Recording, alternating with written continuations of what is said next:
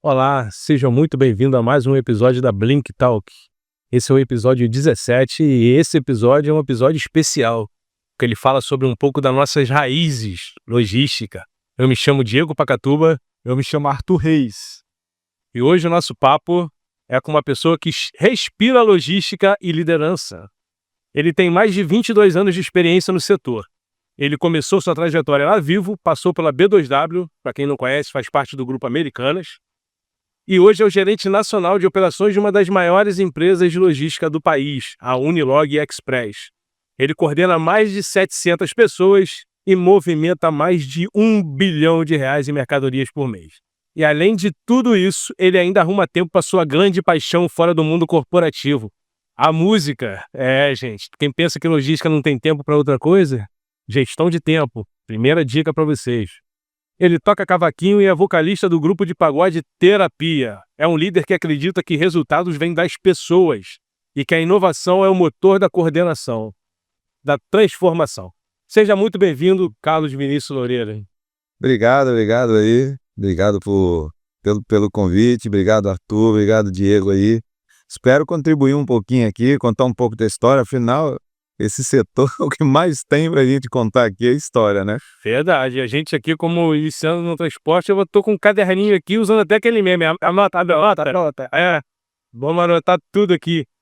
Carlos, conta um pouquinho, para quem ainda não te conhece, um pouquinho sobre você, suas raízes, sua formação. Fala um pouquinho de você. Bem, comecei lá na minha carreira, né? Primeiro das minhas raízes, né? Eu sou nascido e criado aqui na região de Cariacica ali. Tive um início de vida um pouco complicado, né? Eu acabei perdendo minha mãe muito cedo. Ela era a minha referência, a pessoa que me ensinava, que me inspirava em tudo. E a vida já começou ali a me dar um direcionamento que eu deveria ter coragem e colocar em prática praticamente tudo que ela havia me ensinado ali. Com 21 anos ali, eu acabei ingressando no mercado de trabalho. Eu vivi lá atrás uma carreira musical, né? Eu queria aqui no Espírito Santo ser famoso. E aí quem foi aqui? Só Roberto Carlos. Eu falei, mas eu também vou ser famoso. Carlos já tem. Já tentei ser jogador de futebol, também não consegui. Era perna de pau pra caramba. E tentei a música, também não consegui. E a minha mãe aí, poucos meses antes dela falecer, ela falou, você precisa de ter uma carreira. Você pode depois, um dia, quando você tiver uma carreira, você seguir a música, mas primeiro você vai ter uma carreira. E aí, um tio meu me colocou para trabalhar num armazém logístico. Não sabia o que era um pallet. Então eu entro naquele local, naquele monte de coisa armazenada. O cara falou, você vai contar aquilo ali numa amarração. Mas o que é uma amarração? E dali começou a surgir uma paixão, né? Uma paixão chamada logística. E daí para frente eu não larguei mais e nem ela me largou. Eu sempre digo que a logística, ela nenhum dia é igual ao outro, né? A gente tem diversas dificuldades ao longo do dia. Se existe uma coisa que não existe na logística, é você trabalhar com uma rotina fixa e que seja muito simples, né? Que seja parada. Não, logística, cada dia é um dia diferente, é um jeito diferente de hoje. Então você foi criado pela sua avó, né? Oi. Você tem irmãos? Não tenho. Filho único? Filho único, ele tá criado pela vovó, que eles falam, né? Você falou que queria jogar futebol, né? Você tem um time? Você torce para algum time? Então, sou flamenguista. Aí, ó. Tem montamos um time de futebol também, eu até esqueço de contar isso aí, mas também montamos, mas só voltando assim, esse momento é um momento muito difícil da minha carreira, porque eu olhava para frente, da minha vida, porque eu olhava para frente, eu não sabia, gente, o que eu vou fazer da minha vida, né? Eu já não tinha já ligação com o meu pai, né, na época. Então a minha mãe, ela era o meu pai e a minha mãe. E aí o LCS passou a ser a minha avó, né, filho criado por vó mesmo. E ela sempre me incentivando, fazendo do pouco que ela tinha dali, e me fez tornar o homem que eu sou, né? As minhas amizades também, que eram amizades de infância, que me carregam até hoje também, que estão lá junto comigo, que me fez talvez ser hoje esse homem que eu me tornei. Então você teve princípios e valores bem fortes, raízes bem fortes, né? Exatamente. E provavelmente, né, isso é uma dedução por você não ter tido tanto contato, seu pai não ter sido tão presente, e isso fez você se tornar pai jovem e enfrentou esse desafio de arrastar o seu filho no início da vida dele, né? Como essa fase impactou sua maturidade, sua forma de lidar com responsabilidade tão cedo? Pois é, pois é. Eu não tive aquela figura do pai presente, né, eh, eu olhava às vezes o pai do meu amigo que falava com ele, que dava um esporro nele, eu falava: "É assim que funcionam as coisas". E aí eu ficava olhava para o outro ali, é assim que funcionam as coisas. Eu não vou citar nome, mas eu tive vários, pais que me mostraram indiretamente isso, mas, como a vida também não é fácil, eu acabei tendo um filho muito cedo,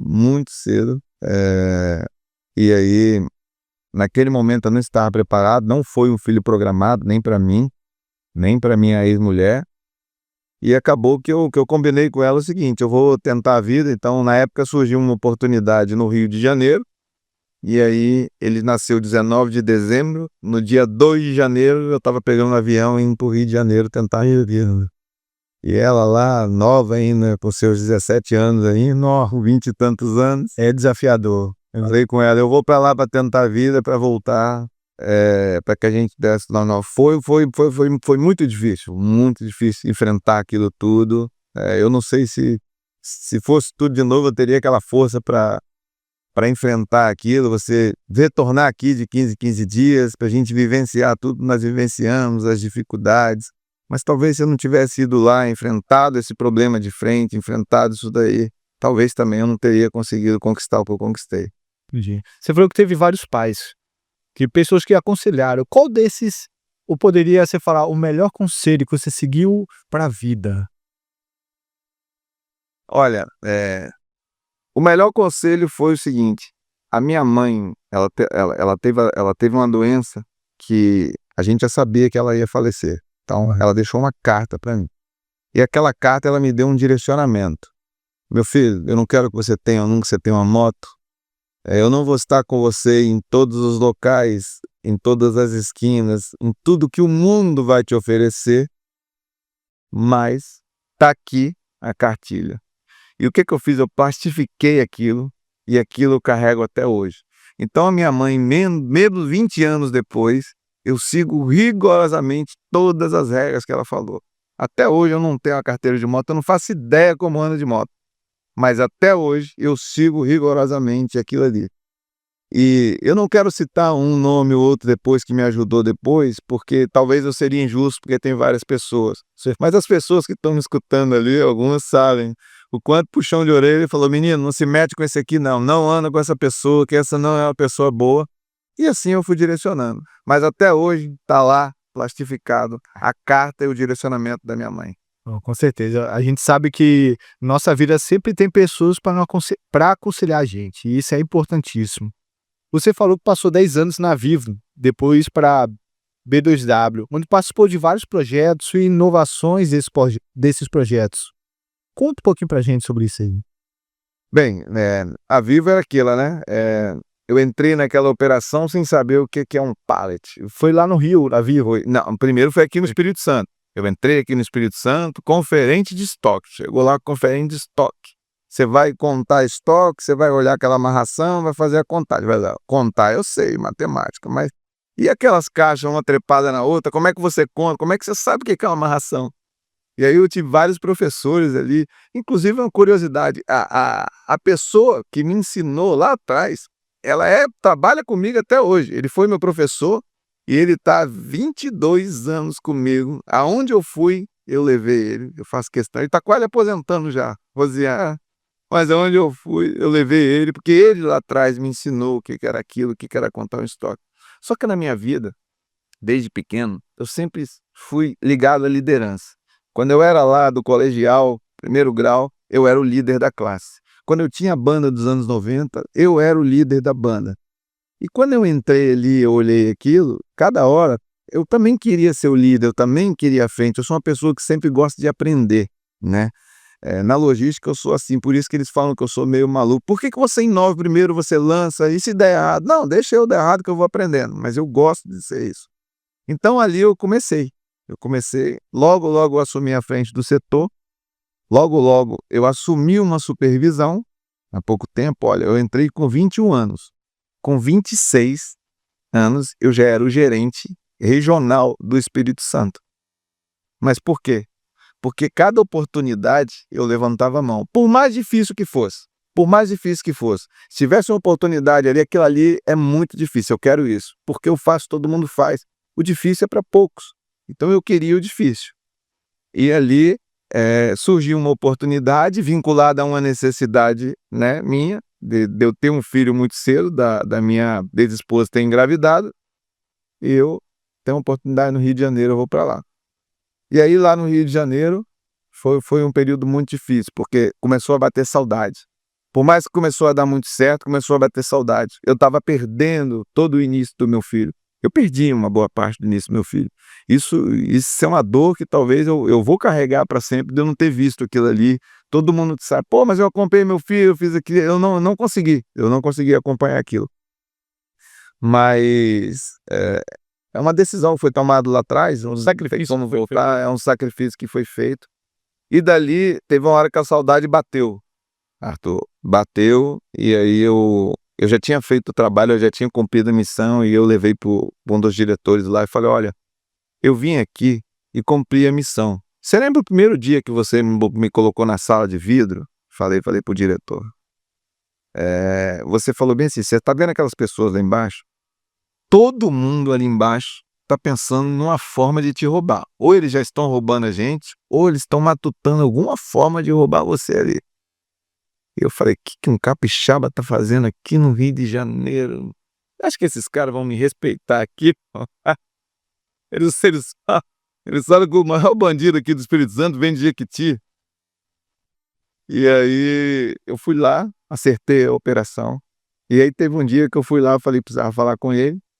Eu já tinha mandado o recado pro gerente de lá na época, mas eu queria também falar para ele que ele é a pessoa que havia me convidado. Ele falou, pede ele para esperar um pouquinho até semana que vem, que eu vou estar no Brasil e os meus chefes são argentinos. Para você ter uma ideia, os meus maiores professores, referências, são dois argentinos. E eles pediram para que esperasse, que eles queriam conversar pessoalmente comigo. E quando eu cheguei, falei para eles, está aqui, meu trabalho está cumprindo, a expectativa que tinha, mas eu vou tentar minha vida no Espírito Santo, que a saudade está batendo. Não está dando para ficar sem minha família, meu filho é novo. Eu vim aqui, eu abri mão de tudo, mas não dá mais. Agora a saudade está falando um pouco mais alto, mas a experiência viveu. Eu tive aqui 6 a 8 meses aqui de experiências incríveis que eu vou carregar lá e vou entrar com uma bagagem maior. Foi quando eles sentaram para mim e ofereceram o seguinte, mas eu não quero que você saia não, eu tenho um negócio louco para te oferecer. Eu estou te convidando para ser o gerente regional da operação do Espírito Santo. Então, eu saí daqui como um supervisor e voltei sentando num cargo de gerente regional. E como é que foi essa experiência sua de lidar, de ser uma liderança não mais focalizada, e sim uma gerência regional? Pegar um estado todo. Na hora eu não sabia o que fazer, né? Porque eu não sabia nem se eu estava preparado para aquilo. Mas eu acho que ele viu a confiança e a força de vontade. O quanto eu tinha garra para trabalhar final de semana, sábado, para virar noites e noites e noites e noites. Porque eu falo com vocês, eu tenho um objetivo. Se vocês me colocarem para varrer aquilo ali, eu quero ser a melhor pessoa para varrer aquilo ali. E eu não abro mão disso, eu não negocio. E quando eu senti primeiro que eles estavam me observando. Então aquilo tudo que eu fiz não foi em vão, né? Por mais que tinha hora que eu me sentia, poxa, eu estou aqui, mas estou me matando, mas eles estavam me observando. E estava o resultado ali. E eu fui sincero, eu sofri, eu abri mão da minha família, eu abri mão de várias coisas para dizer, está aqui o resultado, cumpri, não estou aqui de pedir dinheiro, não estou aqui pedindo mais nada. Primeiro porque a primeira proposta eu esqueci, eles ofereceram mais dinheiro para que eu pudesse ficar no Rio de Janeiro. Eu falei, olha, eu não vou fazer isso, que é até uma dica, tá? Quem vem por dinheiro, ele vai embora por dinheiro.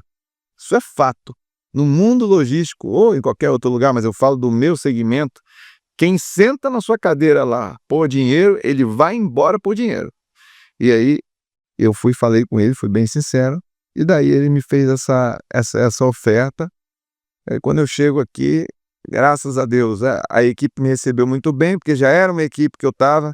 E quando eu estava lá embaixo, eu sempre pensava o seguinte: olha, quando eu estiver sentado naquela cadeira, eu vou corrigir isso, eu vou corrigir aquilo, eu vou corrigir aquilo, aquilo, aquilo, aquilo. Então, de uma hora ou outra, eu já tinha um caderno que eu tinha anotado o seguinte: a hora que eu sentar naquela cadeira, eu não sei quando vai ser, eu já sei o que eu vou fazer, eu já sei quem eu vou valorizar, eu já sei o que está acontecendo aqui por baixo. Porque o Vinícius começou aonde? Começou contando estoque.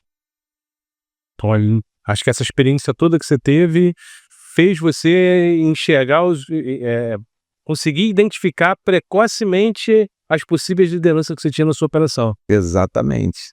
A criar também sucessões.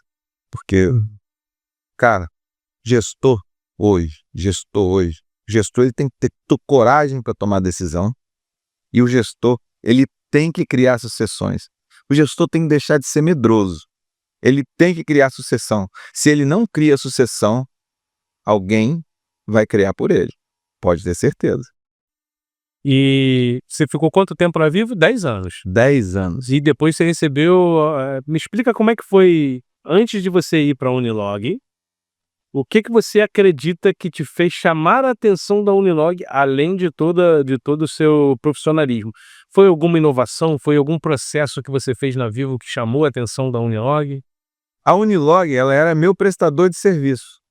Ela era meu prestador de serviço na Vivo. Ela era o maior transportador do Espírito Santo, era a Unilog. Ela tinha um braço de transporte na época e era o meu maior transportador. E depois também, quando eu virei o gerente da logística, virei gerente de rede e gerente de trade marketing. E a rede, que é essas antenas que vocês olham aí, que tem essas torres que jogam o sinal, eu também era o gerente que fazia aquela armazenagem junto com a engenharia. Então me tornei depois. E aí, a Unilog era o meu operador logístico. Então ela era o meu parceiro logístico. Nesse meio tempo, quando eu deixei ali as operações da Vivo, eu migrei primeiro para Americanas.com. Por quê? Eu fui fazer uma consultoria para a Americana ali. Ainda trabalhando ali, eu comecei a também prestar serviço de consultoria. E eu consegui, na época, ainda não era o que se é hoje na internet, você comprar, sabe Deus ali quando vai chegar, você não tinha aquela expectativa que tem hoje. Hoje até uma pizza você compra, daqui a pouco você tá... Cara, a pizza tá demorando, já vou olhar aqui. E aí eu fiz um projeto inovador que eu consegui tirar o lead time de 2 dias de armazém deles de cross-dock, usando tecnologia. Por quê? Eu pegava o EDI, não sei nem se a gente fala da parte técnica aqui, mas eu trazia uma carreta de São Paulo que eu já recebia o EDI. Eu conferia a mercadoria e lia o que eles mandavam eletronicamente, fisicamente o que entrou no caminhão, desculpa. O que entrou no caminhão, eu já tinha as informações. Então, enquanto o caminhão demorava 14 horas para chegar aqui, que tem a parada, descansa, enfim, 14 horas para chegar aqui, o que eu já poderia fazer? Eu já trabalhava na roteirização. Então, quando o caminhão abria as portas aqui, eu lia o código, eu já sabia se ia para a rota Grande Vitória, rota Aracruz, rota interior, rota... Antes eles desciam, botava ali, depois ia para um lado, pegava. Essa rota que jogava ali. E eles começaram a ter isso como tecnologia. E aí, Americanas, quando eu fiz isso, elas ficaram doidas, porque você ganhar 2 dias aí de lead time, naquela época, em 2002, só que o e-commerce ele é muito maluco. Hoje em dia, continua sendo, tá? Mas naquela época tinha aquele rádio Nextel, pip, pip, não sei se é do tempo de vocês aí, mas eu tava dormindo com aquilo, eu já tava ficando doido já. E aí eu migrei um tempo, mas fiquei pouco tempo nisso, que eu vi que não era basicamente o que eu queria, porque aquilo aí também começou a contribuir com a minha saúde, contribuir para que eu estivesse perdendo um pouco da minha saúde, comecei a ter taxas altas, dentre outras, e nesse meio tempo que surgiu a Unilog. A Unilog é ainda pequena no Espírito Santo, um operador logístico pequenininho, meu parceiro de transporte, mas queria montar um braço de operação logística. E aí o Paulo Henrique, que é um dos sócios diretores o diretor comercial da Unilog, há muito tempo ele já tinha me feito o convite, encontrei com ele num jantar, ele falou: e aí, cara, tô vendo que você tá cansado, tudo, e aí, vamos fazer a Unilog crescer aqui no Espírito Santo, vamos... Eu sei que se você estiver ali com a sua equipe de sucesso ali. Falei, vamos sim, só tem um problema. Tem eu e a minha comissão técnica. Se você estiver disposto a levar a minha comissão técnica, a gente senta no outro dia para negociar. Deixa eu conversar com os acionistas e dou um retorno. No outro dia, tem aqui para a gente conversar. Tomar um café. Tomar um café. E lá na B2W eu era um prestador de serviço, então eu era empresário, então tem isso também, né? Foi o meu contato como empresário. E ser empresário no Brasil não é tão fácil. Não é tão fácil como parece, porque todo mundo, eu quero ser empresário, eu quero trabalhar para mim mesmo, mas quando você sente na pele que você tem que pagar salário das pessoas, que você tem que pagar a conta, é muito complicado. E aí ele me chamou para conversar lá e falou, olha, eu consigo começar por isso aqui e à medida que a empresa for crescendo, você tem liberdade para fazer isso. Opa, era isso que eu precisava. Precisava de voltar para o meu estado, eu precisava de ter uma equipe que ia entregar o que eu precisava e dali eu comecei. Entrei já eu e mais 5 pessoas inicialmente. No primeiro ano já se aumentou para 15 daquela equipe. E no final aí, na época, nos 2 primeiros anos, já estava com 25 pessoas que já eram a base da minha equipe, que foi transformando a Unilog nisso. Então nós começamos ali com 6.000 posições pallets no Espírito Santo, até hoje chegar ao número de 130.000 posições pallets. A última Black agora, os grandões na E-Commerce Brasil estavam divulgando números, né? Eu processei tantos mil, eu peguei meu último semestre, fui olhar, foi 1,3 milhões de pedidos processados na Black. 1,3 milhões de pedidos processados. E quando eu parei para pensar, eu falei, rapaz, aquela empresa que a gente começou a montar lá para ser referência no Espírito Santo, hoje tem números fantásticos. Foi essa hora que você percebeu que você já estava virando uma referência. Você já estava com 800 distribuições, não é isso? Você vai piscando o olho, vai criando centro de distribuição, vai abrindo outro. A gente, inclusive, não para por aí, né? Porque a gente tem perspectivas aí em 2016, também abrir outros estados aí agora. Mas foi aí que eu percebi, porque a gente começou com 6.000 posições pallets, enchemos, abrimos uma filial na frente, abrimos uma do lado, daqui a pouco inaugurou um centro de distribuição em Porto Canoa, que a gente foi lá e contratou já 15.000 metros, daqui a pouco contratei 50.000 metros lá, peguei já uma operação de ar-condicionado grande, e ali a gente foi vivenciando. E o engraçado lá na Unilog, né, é que a gente acorda de manhã, numa reunião com uma indústria farmacêutica, e aí você fala de um produto que a Anvisa acabou de liberar, que ela tem uma temperatura de 2 a 8, que o gelo é da qualificação da marca X, que para ser maturado precisa de 11 dias dentro do container, num equipamento que precisa ser qualificado. Depois disso tudo, você tem que colocar a mercadoria na rua em 48 horas. E às vezes, a mercadoria que você está colocando na rua é uma mercadoria, meu amigo, para pacientes que estão em estado terminal. Às vezes a pessoa só recebe aquele produto para se despedir. Às vezes. Então, você não carrega só uma responsabilidade. Aquilo ali tem hora que a gente fala que não leva para o coração, mas tem hora que leva para o coração sim. Quando a pessoa te fala, aquilo ali é uma urgência, cara. Aquilo ali, dá uma prioridade nisso aqui, porque é um medicamento do paciente no estado terminal. Não tem como não doer no coração. Meu Deus, delicado, né?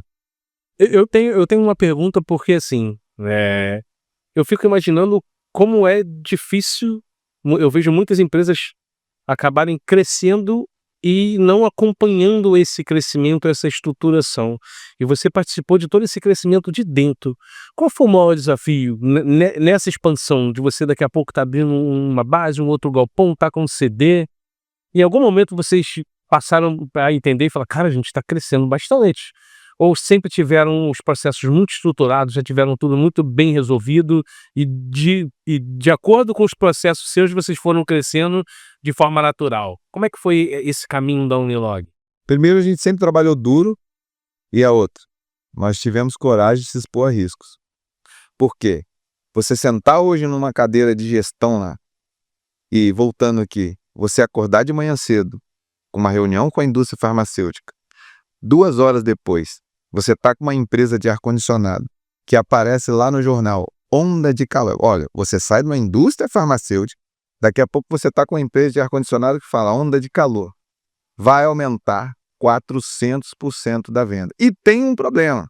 Existe uma seca lá em Manaus que as cargas estão todas atrasadas aqui. Então, esse pouco de estoque que chega já é uma loucura. 10 horas, eles te falam o seguinte: você sabe aquela influenciadora lá, a Virgínia? Então, ela vai fazer a live de um óculos que tem aqui também, mas esse óculos nem chegou ainda, está chegando um carro, e a live dela vai crescer em até 500% a parte da venda. E aí você pensa que não, aí você vai para o período da tarde, aí você vai com a empresa de perfumes importada. Sabe aquela minha importação? Cara, ela ficou travada ali, ela vai demorar. E já tem vendas para as grandes redes aqui, que eu não vou falar o nome para não fazer propaganda, mentira. Mas grandes redes aqui que você tem que entregar. Então, olha a vida da gente, se expor a risco. E cada hora você está falando com a indústria farmacêutica, você vira a chave. Agora o que está valendo, eu até fiz semana passada, eu fiz um TikTok para mim. O TikTok para mim era só de dancinha, mas eu não sei se vocês já tiveram experiência. O TikTok é muito mais que isso. O TikTok, você olha ali, tem as dancinhas, mas na mesma aba do lado, você faz compra. Então, isso virou uma loucura agora. Então, o TikTok Shop. Eu tive que fazer um TikTok para poder entender, porque eu já estava me lesionando e falar, aqui é os pedidos do Marketplace e aqui é do TikTok. Mas que TikTok, não é dancinha? Não, o TikTok Shopping agora. Isso tá uma loucura também. Então, cada hora que você senta, aí tem hora que você tá aqui, olha, tá chegando, aí você tá lá em São Paulo, tá chegando a influenciadora digital aqui. Vou falar o nome dela, que é a última agora, Bruna Tavares. Aí tá chegando a Bruna Tavares. Mas quem é Bruna Tavares? Desculpa, Bruna, mas quem é a Bruna Tavares?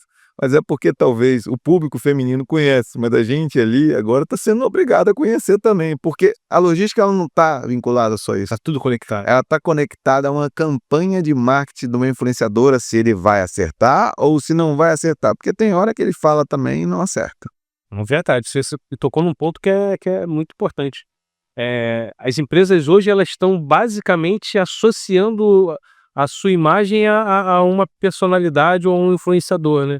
E às vezes eles acertam em cheio. Às vezes aquela pessoa que nossos filhos conhecem porque está fazendo uma dancinha, ele vira um garoto propaganda de uma determinada empresa e quando você vê, o seu estoque está cheio, né? E uma outra questão que assim, tudo é prioridade, né? A prioridade farmacêutica, a prioridade da refrigeração. Todo mundo. Não tem um que fala bem assim, que senta com você e fala, mas pode priorizar o outro. E o pior é que isso começa a chegar na sua casa agora, porque eu tenho uma empresa de um cliente muito grande, um dos maiores do país, que é a empresa de game. E aí eu chego em casa e meu filho, pai, tá tendo live aqui dessa cadeira game. Inclusive essa daqui provavelmente foi até a gente que entregou pra você.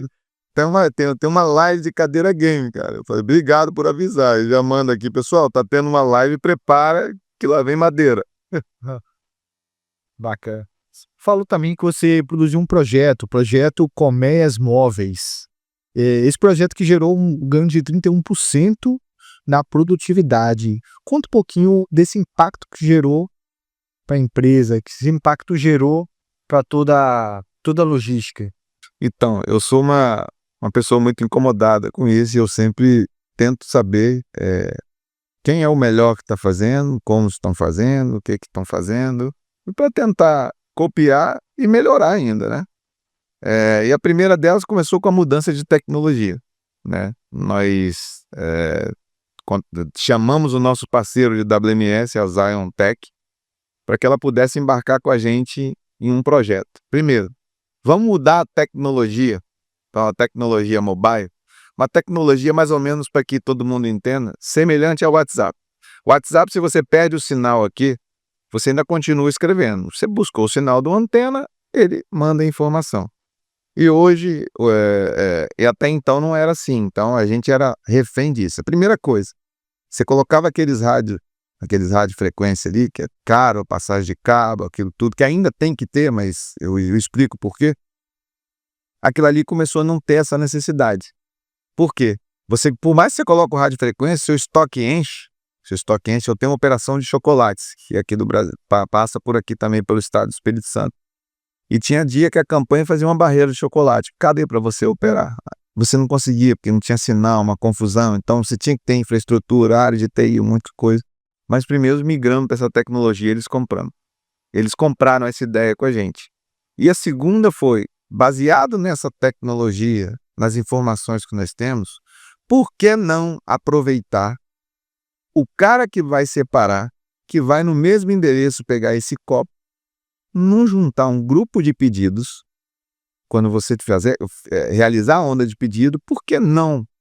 Porque o Arthur, que já vai lá, ele já não pega o copo e atende todo mundo. Então eu fiz uma colmeia, que ia até 28 pedidos. Então quando o Arthur ia ali, ele já não atendia aquele único pedido, ele já atendia todos que estavam vinculados ao grupo da colmeia. Então a gente juntava pedidos iguais e colocava ali. E a outra colmeia era mais fantástica ainda, que é essa do gamer. Por quê? Eu junto o grupo de pedidos que caiu à noite. Então meia-noite eu pego todos os pedidos, eu avalio todos os itens e aí eu separo. Quem comprou um grupo de mouse, tá aqui. Quem comprou um grupo de copo, cadeira game. Quem comprou memória RAM.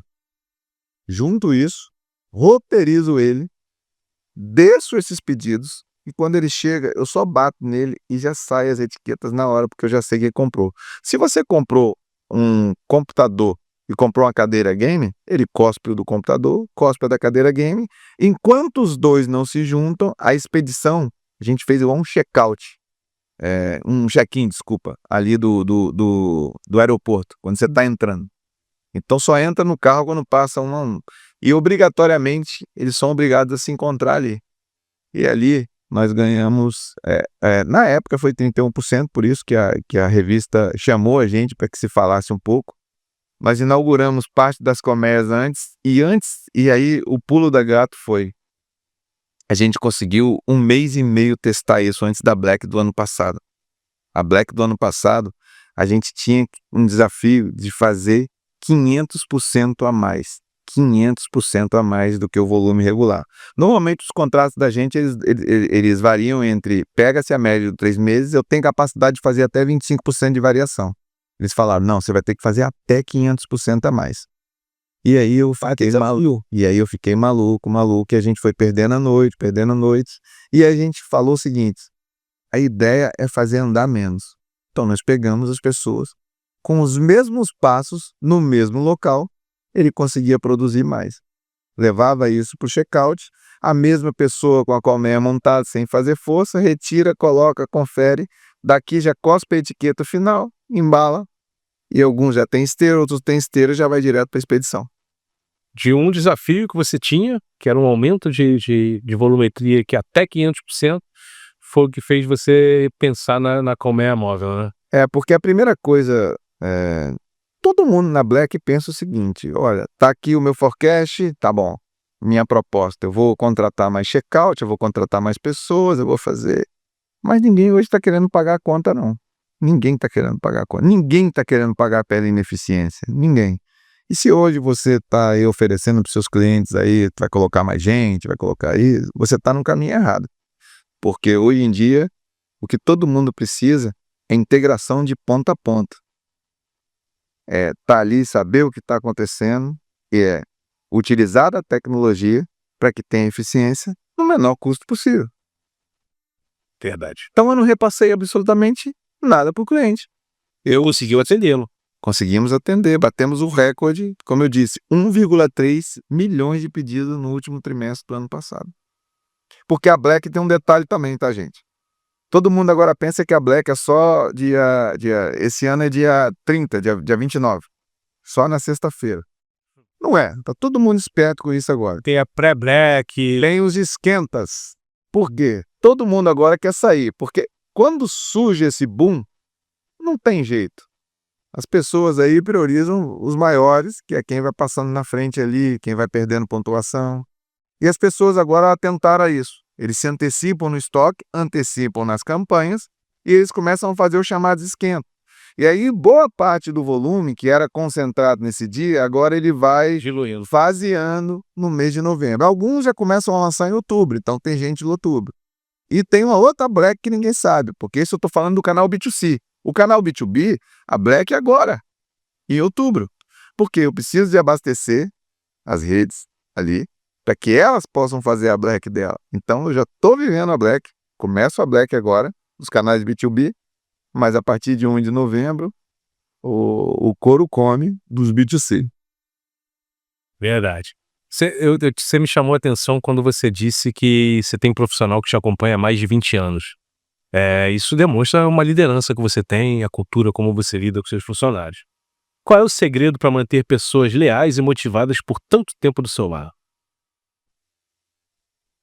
Olha, eu falar da minha equipe é até difícil, até me emociona, porque tem hora que eu falo com eles, vou até falar para eles, eu não sei até hoje porque vocês me aguentam.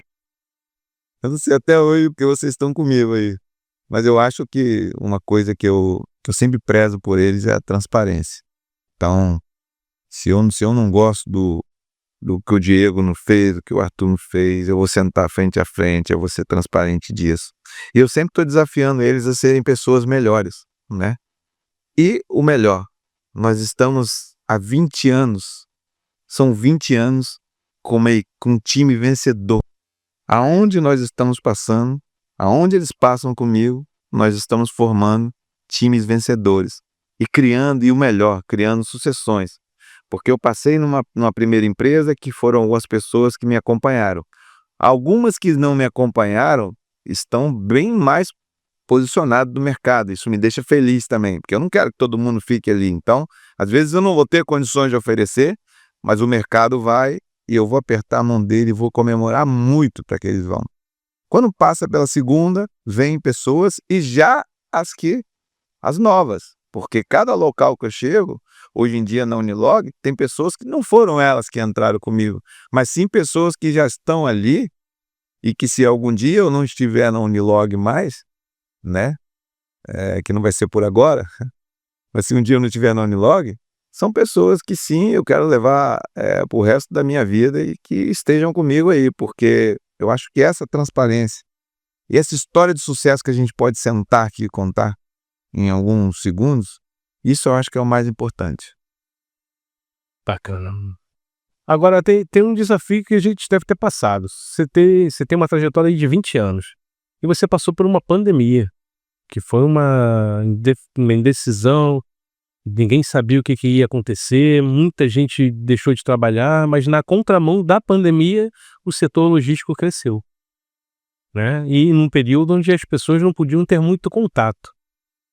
O que te marcou nesse período e o que ficou de aprendizado, Carlos? Impressionante, né? A pandemia antes, só um parênteses antes da logística, uma história muito engraçada, né? A minha avó, ela sempre quis que tirasse o salário dela, que ela fosse até a casa lotérica para poder pagar. Vó, bota as coisas em débito automático, pelo amor de Deus. Não, eu não acredito nisso, o banco vai me roubar. E a pandemia que fecha tudo. Como é que você faz uma senhora de idade não tirar aquele dinheiro? Ela vê o dinheiro físico e ela recebeu o papel ali com aquele negocinho da lotérica ali. Então, até os idosos tiveram de se acostumar com a pandemia, porque, não, vou comprar pela internet, seu sofá, está precisando. Não, eu gosto de ir lá, eu gosto de sentar, gosto de olhar. Então, primeiro que a pandemia fez a gente, foi o que o mercado online começou a crescer, né? Bom mesmo. Quem não estava, quem não queria, teve que fazer, foi as lojas fechadas. Então, se precisasse de comprar qualquer coisa, a minha avó teve que pagar pela internet, mostrar ela, tive que imprimir, falar, tá pago aqui, ninguém vai cobrar a senhora não, vó. Até hoje, hein, vó? Ainda assim tem que tirar um pouco o dinheiro para ela poder ver ali. Mas foi um período muito difícil, porque a Unilog era a linha de 70% dos nosso nicho de mercado, ela é ligada à vigilância sanitária. Todos têm licença de vigilância sanitária, uns mais criteriosos, outros menos, que é o cosmético. Mas eu tenho produtos lá controlados, que qualquer diferença de inventário tem que abrir um boletim de ocorrência. Alguns, que são alguns produtos ali, se tiver algum desvio, você tem que ir lá e pedir a autorização da Polícia Federal. Então, são inúmeros produtos. Então, como a maioria estava ligada à Anvisa ou ligada a essas influências, nós estávamos na linha de frente. Então, quando começou e deu aquele boom, nós pensamos o seguinte: eu não posso fechar as portas aqui. Primeiro que eu tenho o e-commerce, e outro, como é que as pessoas vão ficar sem medicamento? E o pior, nós começamos a ter uma outra situação. A cada hora que as pessoas iam piorando, algumas horas, não sei se você lembra, tinha pessoas que ficavam entubadas. E aonde estava os entubadores? Nós éramos o operador logístico que tinha os entubadores. E aquele produto era uma curva D, E, Z. Dificilmente saía aquilo. E aquilo ali a gente viu o estoque começar a sair, começar a faltar entubadores ali. E o pior, né? A pandemia eu fiquei 15 dias home office. Os primeiros 15 dias. Depois eu não aguentei mais. Eu não conseguia ver minha equipe lá, cara. Eu não conseguia. E aí eu caí pra dentro. Eu fui o primeiro a pegar ali na equipe. Eu fui o primeiro a pegar a Covid. Fiquei bem... Fiquei na variante difícil. 25% do pulmão comprometido, né? Quando a sua esposa vai lá, a minha esposa da época vai lá, te deixa no hospital, não pode ficar com você fica sozinho com aquela pessoa, com falta de ar e tudo ali. E a hora que mais me doeu foi que eu tava ali na linha de frente, comandando aquilo ali, os carros que saem, o carro que entra, e na hora de você não ter força mais de pegar o celular e de falar, entrega aqui porque eu não tô no comando mais. E aí você perde as forças, e quando você volta, graças a Deus, Deus me deu a oportunidade de estar aqui, de estar contando essa história. Quando eu volto, a minha equipe tinha resolvido tudo. Não precisava nem de mim ali. Tinha resolvido uma boa parte. Estava bem treinado. Aquilo ali me deu um orgulho tão grande, porque quando eu voltei em si, de conseguir ter o controle, de conseguir olhar aquilo tudo, eu vi que nos momentos mais difíceis eles assumiram aquilo ali e deram conta de tudo. Mas nós ficamos exatamente na linha de frente, né? Tanto que quando saiu aquela regra de vacinas, né? A gente teve o direito de ser um dos primeiros a já receber a vacina por estar aquilo ali. E foi o dia que a logística farmacêutica, e foi o dia que a Unilog também foi um dos meses de maiores faturamentos. Porque a logística farmacêutica e o e-commerce não tinha outra opção. Vocês tinham que comprar todo mundo tinha que comprar pela internet. E ali foi um marco. Então, assim, eu me emociono demais quando eu vou falar da Covid, porque era um inimigo que ninguém sabia. Então, todo mundo foi pego de surpresa, tudo fechou, não tinha hotel, não tinha avião, não tinha lugar para ir. E aí você tinha que buscar as pessoas em casa, e aí cada hora uma da equipe estava sofrendo alguma coisa, cada hora uma da equipe. A gente, graças a Deus, não perdeu uma pessoa da equipe. Não perdeu uma pessoa da equipe. Alguns ficaram um pouco mais baqueados, mas Deus ajudou, o Papai do Céu foi muito bom e falou: aquelas pessoas ali não pode não, porque tá precisando deles aí. A gente teve aqui uma convidada também, a Thaís, que ela trabalha com indústria, e ela disse que o que salvou ela, né, na indústria, e assim, faturou 5 vezes mais, álcool em gel. Nossa! Porque ela, assim, cresceu absurdamente e era algo que ela fabricava, então... Na verdade, nós ficamos sem álcool em gel. Nós ficamos sem estoque de álcool em gel, o estoque de luva, o estoque de máscara, isso tudo zerou, isso tudo acabou. O nosso estoque, inclusive, ele foi confiscado pelo Exército. O governo mandou o Exército ir lá, falou: tá vendo esse estoque aí que sobrou?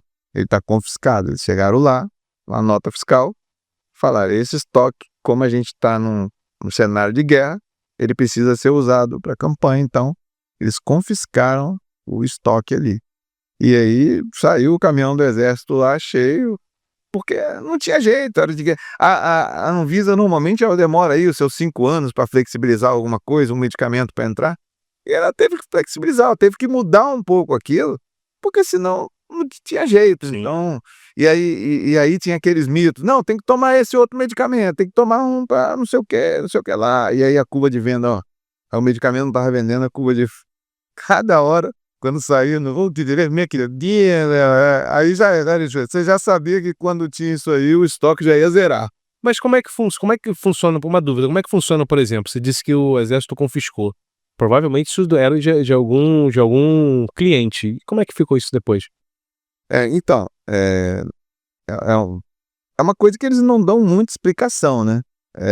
Obviamente que depois tem um acerto de conta que é feito já junto com a indústria, porque eu sou prestador de serviço da indústria, então a indústria está lá dentro armazenando para mim. Então, quando vem a ordem da indústria, a gente só cumpre ali em relação a isso. Mas, pelo cenário que era da Covid, eles tinham o poder e o direito de fazer isso. Sim. Isso estava envolvido exatamente ligado nas campanhas ali, daquilo ali. Mas foi algo estranho, porque ninguém entendeu nada. Ó, esse pedido aqui saiu para o Exército. Aí a gente tem que baixar o estoque com nota, tudo direitinho, para que eles pudessem levar.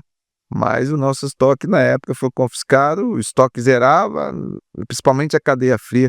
Gente, quem faz a operação de cadeia fria hoje, você pode ir lá e dar um abraço nesse cara, porque às vezes é uma caixinha desse tamanho, você está carregando 1,5 milhão. E quando você coloca, você lacra aquela caixa e você tem 48 horas para chegar, se você não chegar, é 1,5 milhão perdido naquela caixinha. Então, na pandemia era aquela situação de atraso de voo. Então, quando a gente via que não ia dar, que o voo atrasou com o aeroporto, você volta com a mercadoria, retira ela, coloca o gelo, troca, faz toda a logística reversa, né? Então, cada hora que acontece qualquer coisa, greve do caminhoneiro, vocês vão lembrar do Vinícius aqui. Vocês vão falar, rapaz, o Vinícius lá tá lascado, porque é a cadeia fria dele, que passa, trava no meio, tem que voltar, o tempo tá correndo, né? Às vezes a gente não tinha a opção de estar com um carro dedicado, que é o caminhão todo refrigerado. Às vezes era o gelo que levava, né? Então o que mantia era o gelo. Então se você coloca o gelo, em 48 horas ele tem que chegar lá. É bem desafiador. Imagino as guerras do dia a dia que ele travou na pandemia. Foi bem desafiador.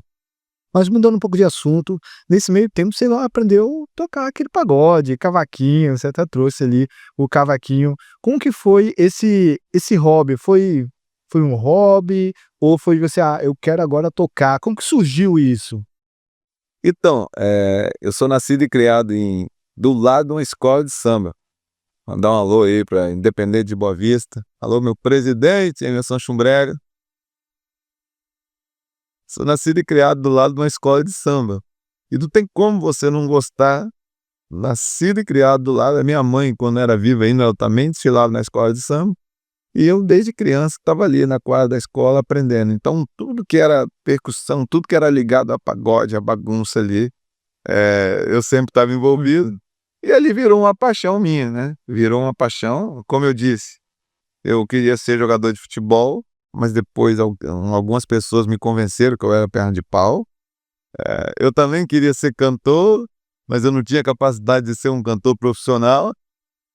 E dali começou eu toquei, sim, por uma boa parte profissionalmente, então foi até difícil, que eu queria ser músico e minha mãe queria que eu fosse trabalhar. Eu tive que trabalhar aqui, aí gostei da carreira aqui e fui deixando a música para ali. E a música hoje se tornou uma terapia. Por isso que o nome do grupo de pagode da gente se tornou Grupo Terapia. Aliás, já segue aqui, ó, o Instagram, vai estar aqui embaixo, Grupo Terapia. Grupo Terapia _oficial. Oficial. Então já tá uma palhinha pra gente aí, Carlos. Bora! Aí, ó, uma palhinha aí, o cavaquinho tá na área? Já pega aí, vai trazer um cavaquinho. Eu vou contar uma história que eu me apaixonei pela percussão, né? Quando eu trabalhei na Ambev. Que antes do time de vendas ir pra rua, eles tinham o seu grito de guerra. E, cara, na sala de matinal, tinha todos os instrumentos de percussão que você possa imaginar. E ali, já vi, eu tenho guardado até hoje os gritos de guerra que tinham lá, cara. Era muito bacana. Legal. Tá pegando direitinho? Pode ir? Tem uma música aí do Pagode 90 que não tem jeito. Você toca, todo mundo canta aqui, ó. Faz tempo que a gente não é aquele mesmo pai. Faz tempo que o tempo não passa, só você está aqui. Até parece que adormeceu. o que era noite amanhecer. Cadê aquele nosso amor? Canta aí. Aquela noite de verão, Agora a chuva é temporal e todo o céu vai desabar. Palma na mão, até parece que o amor não deu. Que o amor não deu. até parece que não foi capaz. Você reclama do meu apogeu, apogeu, e todo o céu vai desabar. Salva de palmas. O cara é bom em tudo. Bom demais, bom demais. Muito Isso aí, bom, cara. Isso aí, agora a gente consegue entender por que o time dele é tão forte. Na hora que o negócio aperta, ele, pera aí, descansa um pouquinho, bora aí. Vamos tocar um pagode. 5 minutinhos pra reanimar a galera. E ontem da campanha da Black, foi até engraçado vocês falarem isso aqui. Ontem na campanha da Black a gente estava falando o seguinte: no dia da Black, o que a gente vai fazer, né? Ou eu vou botar um pagode lá, ou fazer alguma coisa, ou vou botar uma música, porque isso quebra o gelo ali, né? Às vezes a pessoa tá ali naquele trabalho, você bota uma caixa de som, bota aqui, fli. Aí ontem eu falei, ó, se precisar, eu vou trazer o grupo de pagode aqui dentro pra gente poder bater a meta. Vale tudo, é demais. A gente tem um bate-papo assim tão legal, a gente nem percebe que o tempo já tá meio que acabando, né? Mas eu vou forçar um pouquinho mais aqui, tá? Eu não sei como é que tá a sua agenda, mas eu vou forçar mais um pouquinho. Olhando pra frente, cara, questão de propósito, futuro, o que ainda te motiva? E qual é o legado que você quer deixar, tanto pra Unilog quanto pra sua história pessoal? O que me motiva? Primeiro, os desafios aí da logística, né? O que a gente está aqui nesse momento aqui, o que eu estou contando aqui, 5 minutos depois, eu tenho certeza que já tem alguém. Ontem mesmo eu estava num treinamento de IA na logística, né? A inteligência artificial. De IA tá surgindo aí. Tá surgindo. O que a IA já está fazendo? Ela já está ali conectada aos nossos sistemas, um é ERP, o outro é o WMS, e ela já tem ali várias histórias para contar para gente. Ela já consegue contar que o cara está improdutivo, que o cara não está, mas eu acho que o melhor entendimento dos dados, principalmente para os gestores, ele vai sim facilitar todas as tomadas de decisão. Então, o que me motiva assim, todos os dias da gente estar ali, é porque dificilmente eu repito uma agenda. Dificilmente eu estou repetindo alguma coisa.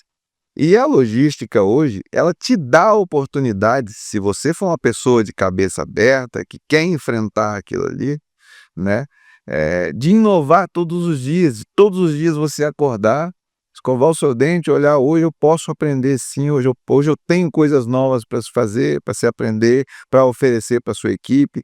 Então o que me motiva é isso, é acordar todos os dias com a oportunidade de você ir ali e fazer algo diferente.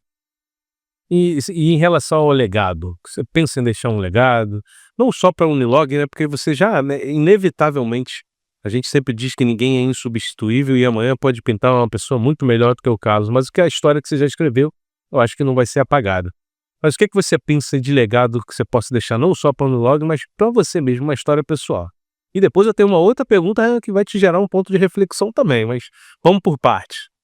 Eu acho que as pessoas não têm que buscar apenas serem bem-sucedidos, mas tem que ser pessoas de valores, né? E para ser pessoas de valores, eu sempre repito, a gente tem que ter coragem de se expor a riscos, capacidade de falar a verdade com uma boa intenção e trabalhar duro. Não tem outro segredo disso. Hoje, quando você para pensar, você já tentou fazer esse desafio de como é que vai estar o Carlos daqui a 20 anos?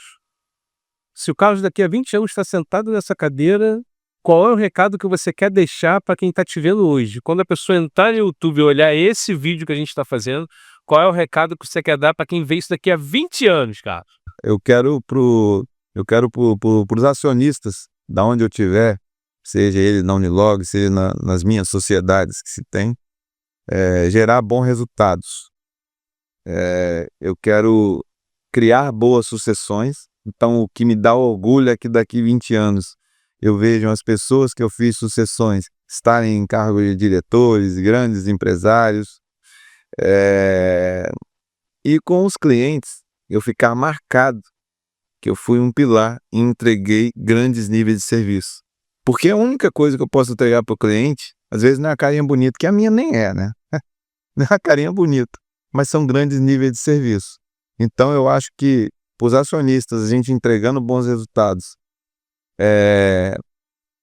criando boas sucessões e que as pessoas que estiveram com você ali, que me acompanharam nesses 20 anos ou nos próximos 20 anos, estejam sempre bem posicionados ou até em situações melhores que eu, e para os clientes que a gente tenha contado uma boa história que a gestão do Vinícius e da equipe dele entregou sim bons níveis de serviço. Bacana. E a gente zerou o game, né? E a última coisa, a gente está finalizando aqui, antes da gente te agradecer, Carlos. A pessoa que está assistindo aqui esse episódio, a gente tem uma comunidade, né, dentro da Blink, que a ideia do podcast foi voltado para essas pessoas, e a gente sabe que pessoas como você influencia. Eu tenho certeza que tem alguém hoje que de repente está acamado, ou está passando por um desafio, ou simplesmente não conseguiu ainda se encontrar na vida, está batendo cabeça em algum trabalho, em alguma coisa. Essa pessoa que está um pouquinho perdida, mas ela tem o seu valor, ela ainda não conseguiu ter um mentor, não conseguiu ter uma mãe que botou uma carta para você, como você teve uma boa percepção. O que você poderia dizer para essa pessoa que está assistindo a gente aqui, que está querendo entrar no mercado de trabalho, ou que de repente quer se modificar, ela está no mercado de trabalho, mas ela quer seguir para o empreendedorismo? Qual é a dica que você dá para quem está nos assistindo hoje, se espelhou em você e quer mudar de patamar na vida? Olha, eu acho que a sinceridade, a calma, principalmente o jovem quer em 1 ano já entrar numa empresa, se tornar o gerente, passar por cima de outras pessoas. Então, quando você consegue ter a calma, o foco, a determinação, o resultado vem. O resultado vem. Eu sou a prova viva disso e quero sim que outras pessoas se espelhem na minha história ou qualquer outra história, que também o meu filho, o meu afilhado, que também hoje está lá morando comigo, e todas as pessoas que me seguem, não aqui, mas na rede social também, aqui também, que essas pessoas possam servir um pouco essa história que eu contei, essas superações, que ainda tem muito para vir, que também foque nisso. Mas, e também, tem gente que acredita ou não acredita, mas também sempre agradecer a Papai do Céu. Papai do Céu está ali sempre olhando por nós. Por mais que você pense que não, ele está ali. E você pede um direcionamento a ele, você pede, se seja feita a sua vontade. E de uma hora para outra ele vai lá e te dá esse direcionamento. Bacana. Bem bacana. A gente tem aqui nosso pastor Arthur. Pastor, Nosso jovem, mais de pastor. E se você tivesse que recomendar 3 livros para quem está empreendendo, para quem está pensando em abrir a sua empresa, quais os livros você indicaria para quem está pensando em empreender ou está empreendendo? Olha, tem tanto, mas o livro Arrume a Sua Cama. Pode parecer boa, mas de parecer boa. Eu dou uma palhada nisso aí, tá? Isso é legal. O gerente, esqueci, agora me fugiu, o gerente por minuto, mas tem um outro que todo mundo vai ficar rindo de mim, mas esse livro me ajudou muito, O Poder da Manhã. Esse livro também me ajudou muito. Mas tem Arrume Sua Cama e O Poder da Manhã. São 2 livros que te ajudaram muito.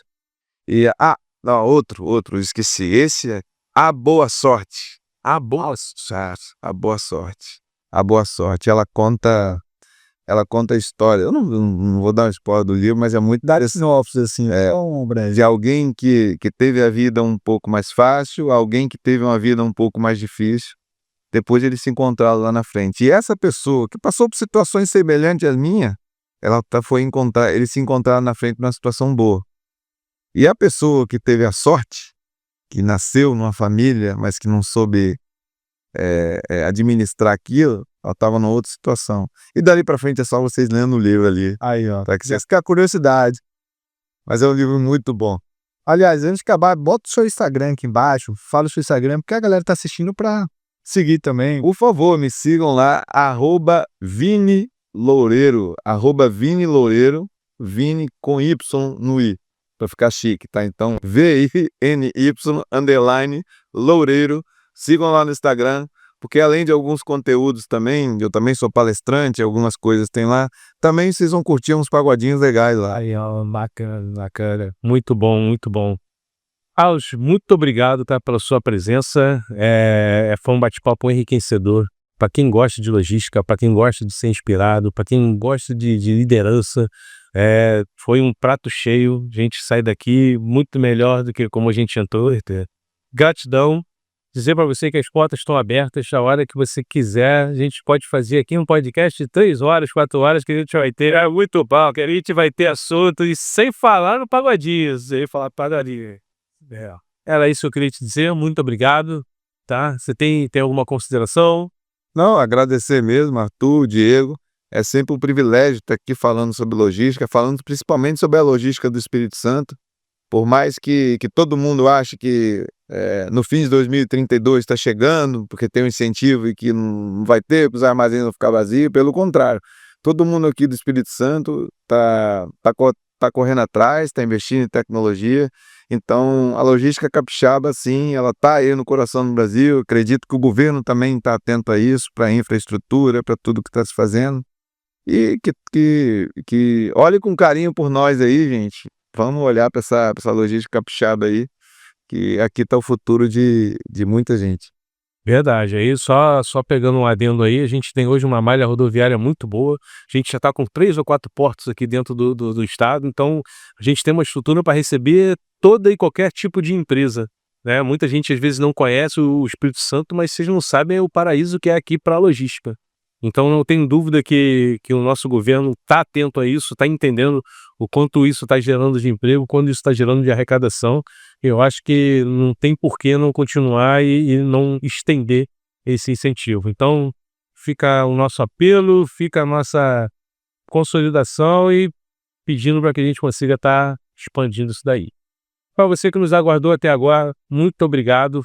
Esse é o nosso episódio número 17. Até a próxima.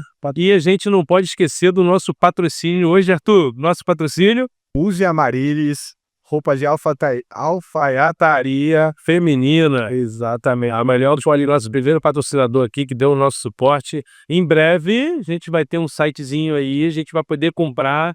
Você vai ter a logística da Unilog para entregar, ó, sem atraso. Então fique tranquilo que vocês vão estar recebendo. Mais uma vez, muito obrigado. Fiquem com Deus. Um abraço.